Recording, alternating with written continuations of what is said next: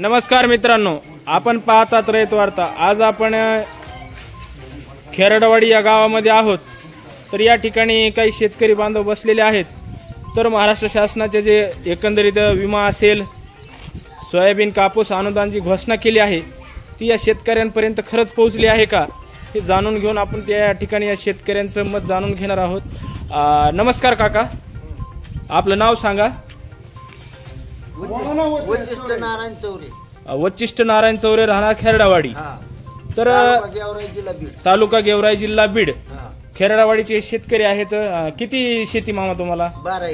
12 acre शेती। तर आता शासनानं, कृषी मंत्र्याने फार मोठा गाजावाजा करत शेतकऱ्यांना सोयाबीन कापूस अनुदानाची घोषणा केली। तब्बल नुसत्या शेतकऱ्यांना अनुदान देण्यापोटीच्या जाहिरातीला शासनानं 14 कोटी रुपये खर्च केलेला आहे। तर ही रक्कम आपल्यापर्यंत पोहोचली आहे का अनुदानाची? नाही पोहोचली। विमा असेल, आता एकूण पिकाची परिस्थिती काय? पिक काय पावसाने गेलेत, काही राहिलेत, काही खर्च बी निघन का नाही? खर्च कसा निघन?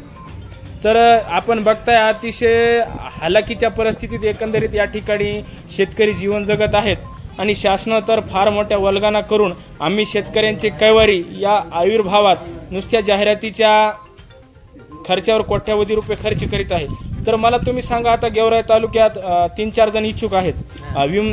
विद्यमान आमदार गेवराईचे कार्यसम्राट म्हणून संपूर्ण महाराष्ट्रात त्यांचं नाव लौकिक आहे। तर खरंच तुमच्या भागात त्यांनी विकास केला आहे का? विकास काय आहे? काहीच नाही विकास। आमचं इमारती आहे ना शेतकऱ्याचं, तर बाकी काही विकासाचं काय घेणं देणं बाकी। आमचं अनुदान आहे ना, शेतीचं इमा आहे ना, बाकीचं विकास काय करायचं? भरलेले इमे जर येत नाहीत म्हणलं। लक्ष्मण उत्तमराव कादे। तर एकूण हे जे सरकारच्या कारभारावर आपण खुश आहात का? यांना आता दुसऱ्या वेळेस शेतकरी म्हणून तुम्हाला मत देण्याची इच्छा आहे का? कशामुळे? विमा देत नाहीत ते, काही कुठं शेतकऱ्याच्या मालाला भाव नाही। आता एवढी अतिवृष्टी झाली, सगळी नुकसान झाली शेतकऱ्याची। एक महिना झाला लाईट नाही आमच्याकडे। कसं जगायचं ह्या लोकांनी? जगायचं कसं? आणि खेड्याची परिस्थिती। आणि विद्यमान आमदाराच्या विषयी तुमचं काय मत आहे? काहीच नाही, आम्ही कोणालाच मत देणार नाहीत। आमची सुधारणाच नाही, काय करायचं मतदान देऊ?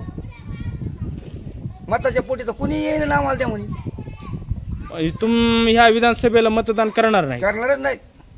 कशामुळे? मतदान तर लोकशाहीचा सगळ्यात मोठा अधिकार आहे। मग ही आमची फजिती, आमची जो फजिती निर्माण करीन त्याला मतदान करू आम्ही, काय अडचण नाही।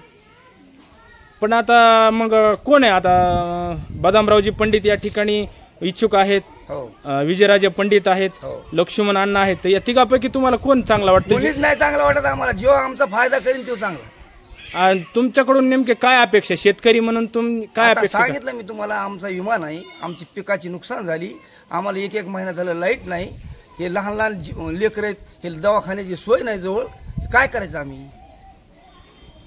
यांनाच बोलायला हवं तुम्ही। नमस्कार। आता गेवराई तालुक्यात विधानसभेच्या निवडणुका लागलेल्या आहेत। तर काय मत आहे आपलं एकंदरीत शेतकरी म्हणून?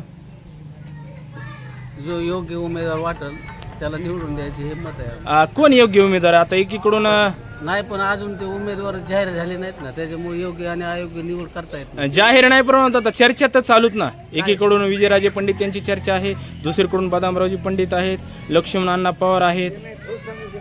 तीनच अजून त्यांचे उभेच नाही राहिले ते। आणि एकीकडे मराठा आरक्षणाचा मुद्दा सुद्धा फार मोठ्या प्रमाणात या ठिकाणी गाजत आहे। तर मराठा आरक्षणावर आपली काय प्रतिक्रिया? शासनाने मराठा आरक्षणाचा प्रश्न प्रलंबित ठेवला किंवा मनोज जरांगे पाटील ज्या उमेदवाराला म्हणते त्याला मत करणार का तुम्ही? तसं मनोज जरांगे पाटील यांच्या गावा म्हणजे किती मतदान होईल तरी तुमच्या माहितीस? तुमच्या गावात?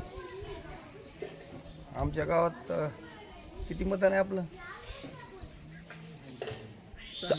किंवा जो पक्ष आरक्षणाची बाजू घेईन त्याला तुम्ही मत देणार? हो। तर काय वाटतं आपल्याला एकंदरीत शेतीच्या मुद्द्यावर, विकासाच्या मुद्द्यावर का आरक्षणाच्या मुद्द्यावर मतदान होईल या विधानसभेच्या निवडणुकीत संपूर्ण महाराष्ट्रात?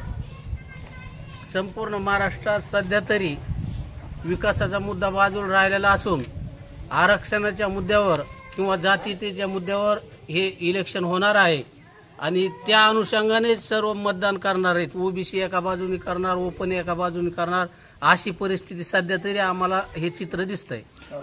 तर म्हणजे हे जे कोणी राज्यकर्ते आहेत, आपल्याला कोणाचाही नामोल्लेख करायचा नाही, मग ह्यांनी जाणीवपूर्वक विकासाचे मुद्दे, शेतकऱ्यांचे मुद्दे बाजूला व्हावा म्हणून हा जातीवादाचा प्रश्न मुद्दाम तेवढ ठेवला असं वाटतंय का आपल्याला?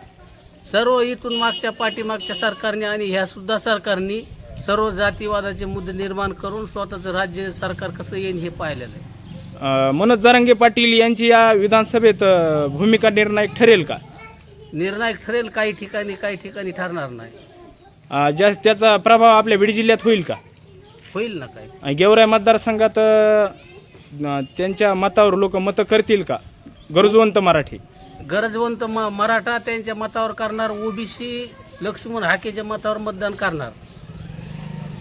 ठीक आहे, धन्यवाद. ओबीसीत बोलल्या जाते आणि मराठ्यामध्ये बोलले जाते. आपला कुठलाही नेता असला त्याला मतदान करायचं नाही, जरांगे पाटलाच्या मनावर मतदान करायचं. ओबीसी वाले म्हणते, ओबीसी जे नेते सांगतील ते ऐकायचं.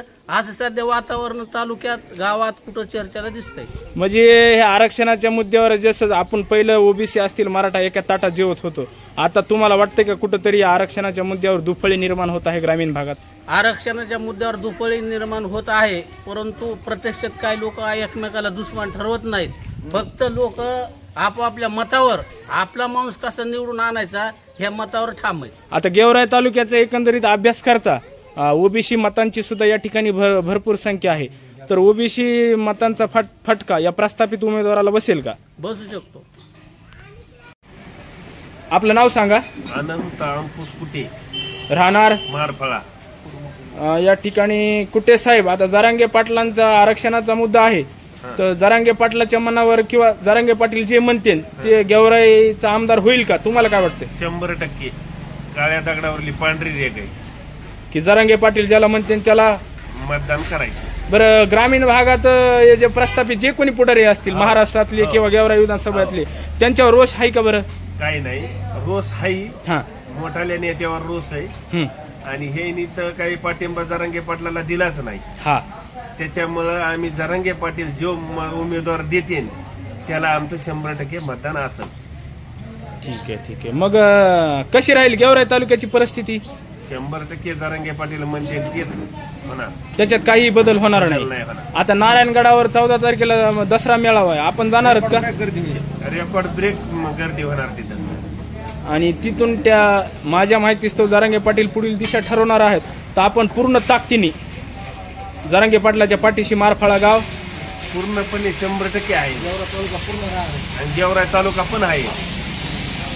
त्यांच्या मनात काय? नमस्कार. नमस्कार. आपलं नाव सांगा.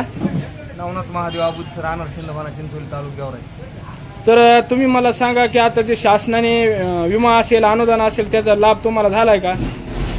झालाय, पण लय थोड्या प्रमाणात झालाय. नुकसान 100% झालंय कापसाचं.